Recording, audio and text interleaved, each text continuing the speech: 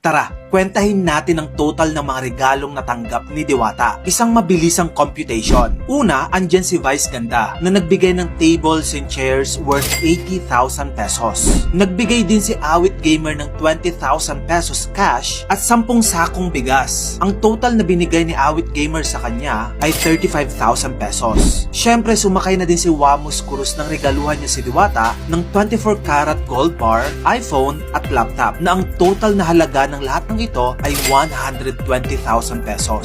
Nakatanggap din si Diwata ng tumataginting na 350,000 pesos mula kay Tony Gonzaga bilang talent fee niya sa guesting niya sa Tony Talks. Okay, so far nasa 585,000 pesos na tayo. Pero wait, nagsisimula pa lang tayo. Tara, let's continue. Nagbigay din ng CEO ng Brilliant Skin na si Glenda Victorio ng mga gamit sa parisan ni Diwata na worth 35,000